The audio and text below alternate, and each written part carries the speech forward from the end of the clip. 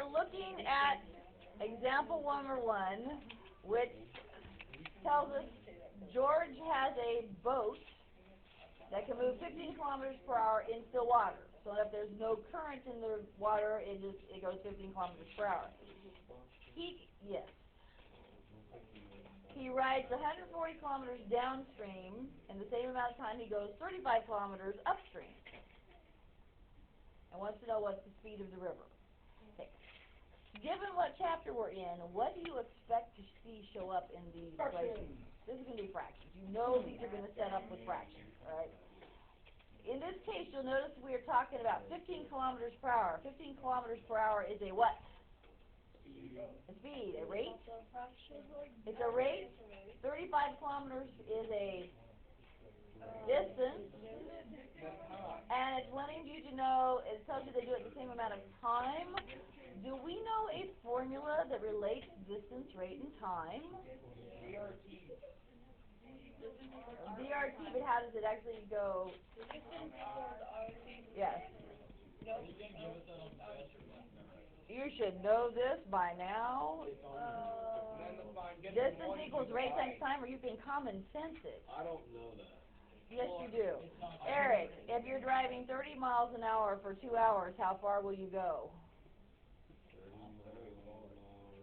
30 miles an hour for 2 hours. 60 miles. 60 miles. Because your rate is 30 miles per hour, your time was 2 hours, and we know it comes out to be 60 miles.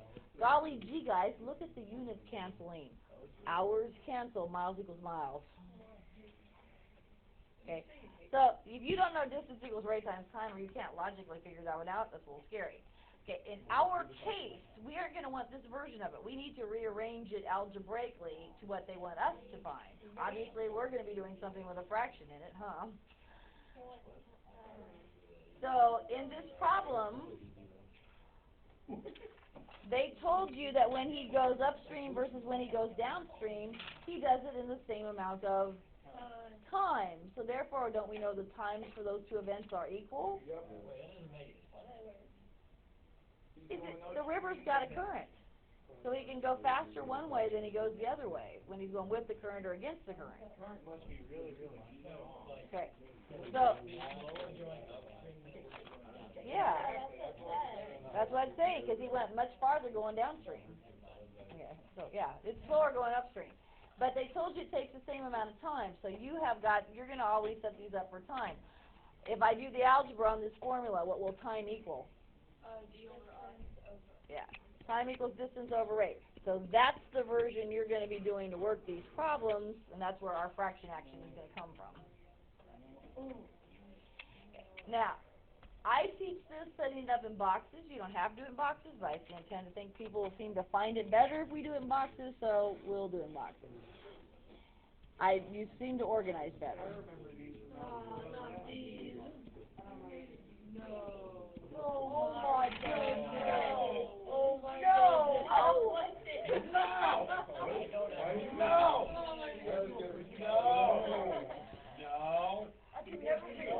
Now. Okay, so now that we're calm, you have two situations here. The boat's going where? Downstream. Okay, it's going downstream and it's going upstream. Okay, every one of these you're going to have two situations for. Okay.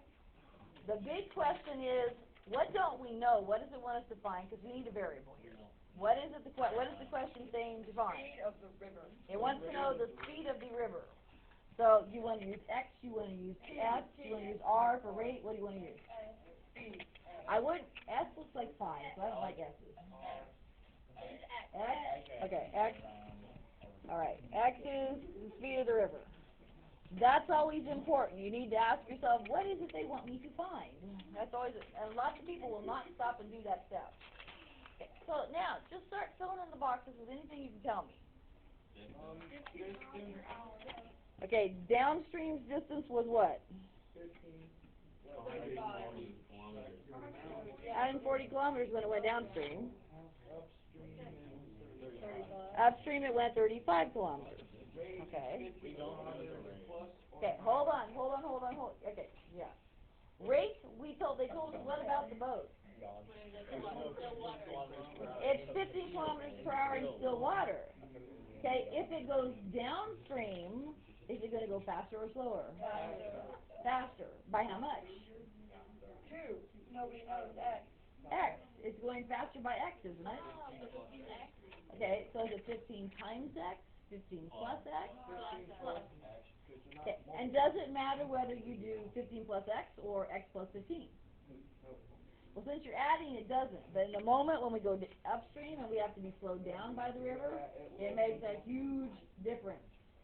So when you are doing your rates, you always want to put the object first, and then you add or subtract the current of the river, or sometimes it'll be the wind, whatever it is that's changing you. But your object has to come first. So our object in this case is a boat. So we're going to go the boat plus or minus the current in the river. So when we're going downstream, yes, it's 15 plus X because the river makes us go faster. But when we're going upstream, what is it? 15 minus X. Now, in some of your problems, your unknown, your variable will be the boat. So if the boat is X, and they'll tell you the river's going 5 miles an hour, so it'll be X plus 5 and X minus 5. So you got to be careful you keep track of the boat, whatever it is, the boat, the plane, whatever you're doing, has to come first.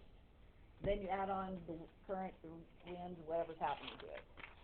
So now, what's the time going to be? You don't have, there's nothing to fill in here. Follow the formula. What's the formula say you should do? Formula says we should divide. So our expression for time is 140 over 15 plus X. And what's the other one going to be? 35 over 50 minus X. Just come across your box and do what it says. It says divide them. So there's your expressions for time that you need. And why do I set those two equal? Because this says the time. Yeah, in this problem it said the time was the same. So if the time is the same, you set them equal. Yes, this is exactly, you're solving them like you solved today's problems. But in this case, I only have one fraction on each side. Okay. You should technically ask yourself about excluded values. What can't we have as answers? 15 and negative 15 would make us equal 0, so those can't be answers. But how do I solve it now? Now it's just normal, just what we did. Now you solve for X. Multiply by the common denominator, which in this case, because there's only one fraction on each side, you can cheat and just cross multiply, since there's only one on each side. But if it makes more sense to you to times by the common denominator, I'll point that out. Since if I took the first fraction times the common denominator, what's going to cancel? 15 plus X's are going to cancel, aren't they? So I'm going to be left with 140 times 15 minus X. And if I go do it on this side and times by the common denominator, I'm going to cancel the 15 minus X's are going to go, and I'm going to have 35 times 15 plus X. Well, if you look at it, guys, all you just did there is cross multiply. You take 140 times 15 minus, you take 35 times 15 plus. Now that only works if there's one fraction on each side. If you got fraction, you got something plus something, you have to do it multiply through by the common denominator. But one on each side, you can shortcut and just cross multiply. Now, is this going to be hard to solve? Well, this is not even going to get an X squared in. So, okay, 140, that would be 2100 minus 140X, 350. 525? Yeah.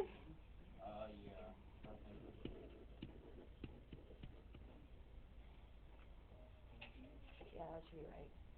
All right. Oops, what did I do wrong? Yeah, I didn't write 35X, sorry.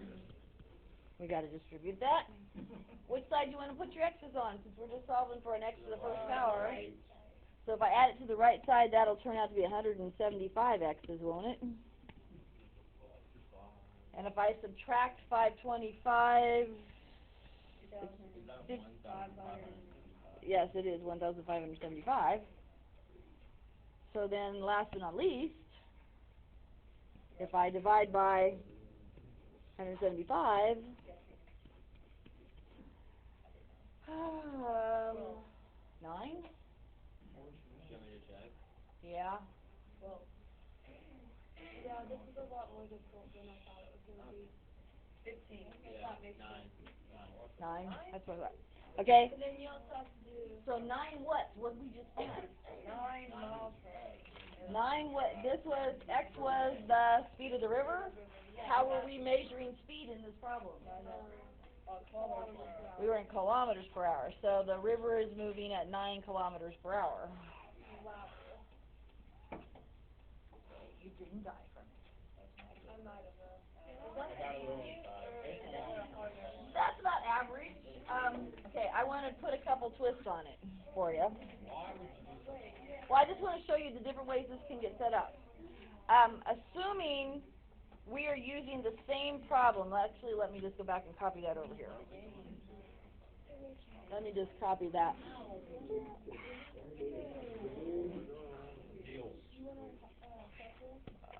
Edit. Copy. Okay. I'm sure you did.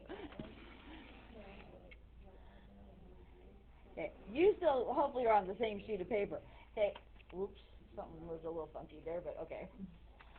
Say I had that same setup, but say there's different ways they could set it to you. Say they had told you the total trip to go down and back. They went downstream, back upstream. The total trip took 4 hours. How would that have changed? All of that was the same. How would that have changed your setup if they had just told you the total trip? Yeah, would you add them together and set it equal to 4? So that's, if they tell you the total trip took something, you're going to do this, set it up the exact same way. It's just that when you build the equation, then you would have to add them together and set it equal to 4 hours. So that's another version they can give you. Okay, the third version they can give you, suppose they tell you, shoot, now I got to think how I want to word this. How do they word it?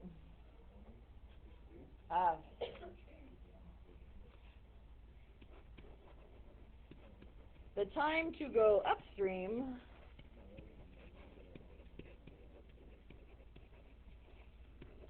was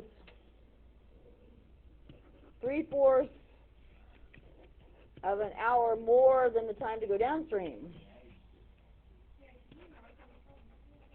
Can you what? No.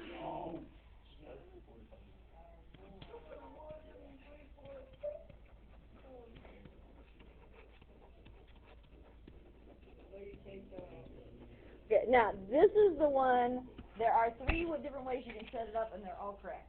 35 Okay, I'm going to recommend to you a way that I think causes the least amount of confusion.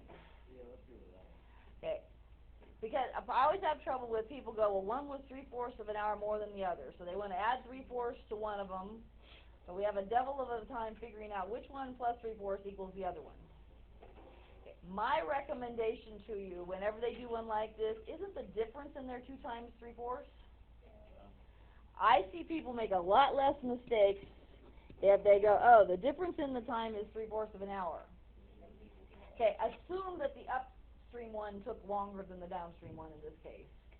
Okay, so that would be the one that should take longer. So if the upstream one took longer, if the difference in them is 3/4, it would be which one comes first, which one comes second. The 140 over Upstream took longer, so upstream should come first. So you would do the upstream one minus the downstream one.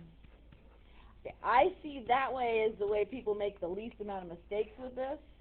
Okay, you can do it several other ways. You can go, oh, the upstream one is the longer one. I could subtract 3/4 of an hour, and it would have to equal the downstream one. That's another way you can do it, but I have people tend to get it more confused. I think if they're telling you there's a difference in the time, we do better adding, subtracting, because you'll ask yourself, which one took longer, which one took less time, and subtract them. I think that makes the most sense. You can do it other ways, it's legal to do it other ways, but that tends to be the method that we least confuse. Okay, so far? Okay, I need to show you how to work the other kind here, that are easier. I won't lie to you, rate distance time ones are the hardest. They always are. Don't know why. So this is the hardest one. Yeah, Okay, that's not bad. that was the hardest thing, yes. That was the hardest one? Yep.